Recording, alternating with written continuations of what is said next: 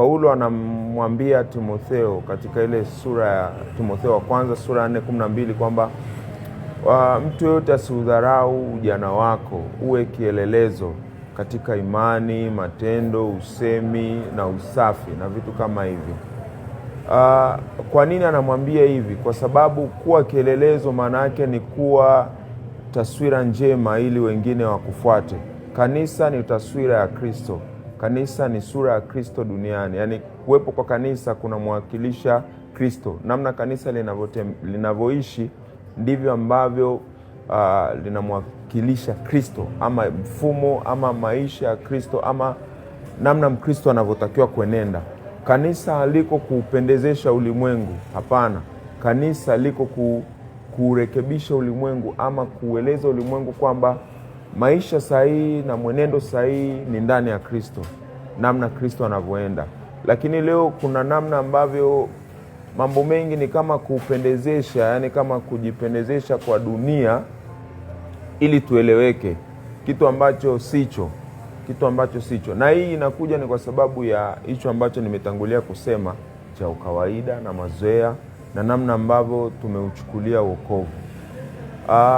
Wokovu ni kitu cha thamani, sana, kwa sababu wokovu haukupatikana kwa fedha. Wokovu uligharimu uhai wa Yesu Kristo, uligharimu damu imwagike ili tuupate.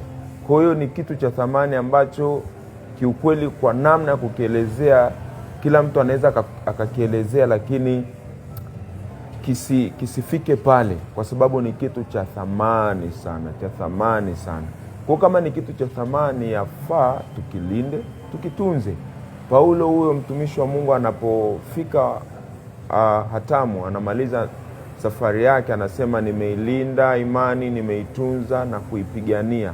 Hii anatupa tafsiri halisi na nyepesi kwamba maisha ya wokovu na hii imani katika Kristo Yesu yafaa tuilinde, yafaa tuitunze, yafaa tuipiganie. Kwa nini tuipiganie?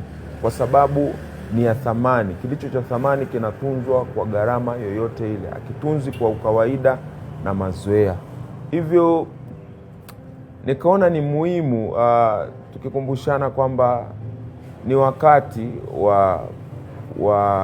wa sisi vijana, acha nizungumzie vijana, kukaa katika misingi ya imani, kutembea katika misingi ya imani. Hiyo misingi ya imani ndiyo hiyo, lazima imani ilindwe, lazima itunzwe, lazima ipiganiwe. Lakini licha hivyo tu, katika kupigania, kutunza na kuilinda, lazima tukumbuke kwamba tunatakiwa tuenende kama ambavyo Kristo Yesu anataka tuenende, sio kama ulimwengu unavyotaka tuenende. Tukienenda kama ulimwengu unavyotaka, maana yake tunatoka kwenye njia. Tulihamishwa kutoka giza kuja nuru, ilifanyika process na mchakato. Licha tu ya kuhamishwa kutoka giza kuja nuru, bado tulipewa na jukumu. Kwa maana Yesu anasema kwamba nira yangu ni laini na mzigo wangu ni mwepesi. Kwa hiyo tunaona kwamba hatuji kwa Kristo Yesu kuja kurelax. Kuna mzigo na kuna hiyo nira tunaipokea. Hiyo nira sasa ndo tunatakiwa tutembee katika hiyo.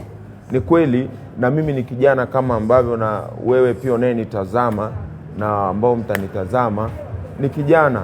Ujana una changamoto nyingi, ujana una vishawishi vingi.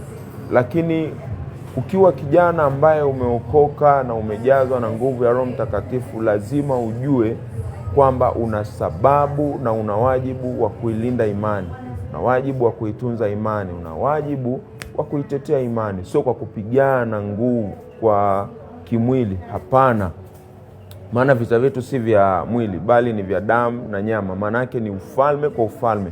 Ufalme wa giza unapigana na ufalme wa nuru. Sisi kama mawakili wa ufalme wa nuru lazima tupambane katika ulimwengu wa roho na ufalme wa giza, ili uweza wa kimungu na nguvu za kimungu zidhihirike kwa watu ambao wako katika kifungo cha giza. Hivyo kama kijana, ni ushauri wangu leo kwako na ni maoni yangu kwako. Ikiwa umemkubali Yesu na upo kanisani, tujiweze, tushinde moyo.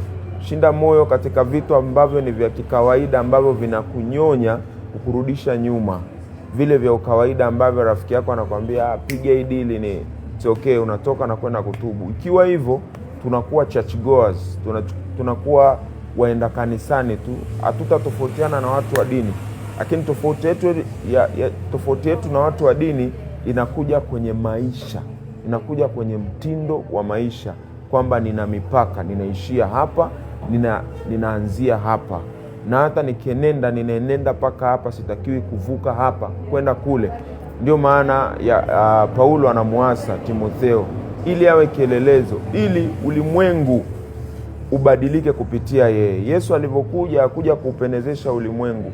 Yesu alikuja, tena anasema kwa maneno yake, nimekuja kufarakanisha.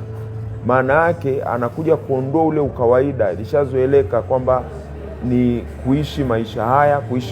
Yesu anakuja na mfumo mpya, kwamba sasa hii tulichokuwa ulivyokuwa unaishi mwanzo haikuwa sahihi, sasa tunaishi namna hii. Ni gharama, haiwi nyepesi. Hapo ndo tunapata maana ile halisi ya kufanyaje, kuipigania na kuilinda imani. Kwa hiyo nikushauri jioni ya leo na nikukumbushe jioni ya leo, kanisa alipo kuuremba ulimwengu, bali kanisa alipo kuponya ulimwengu, ama kuusaidia ulimwengu ili uponywe. Sisi kama mawakili tunasimama kwa niaba ya. Wakili ni mtu anayesimama kwa niaba ya. Kwa hiyo kanisa liko kwa niaba ya Kristo. Kwa hiyo kama liko kwa niaba ya Kristo, maana yake tunatenda kwa jinsi bosi wetu ambaye ni Kristo Yesu, rafiki yetu, baba yetu anayetupenda, kwa msaada wa Roho Mtakatifu, ili ulimwengu utoke kule katika giza na uje katika nuru. Mungu akutunze, Mungu akuatamie, na neema ya Kristo isipunguke maishani mwako. Barikiwe.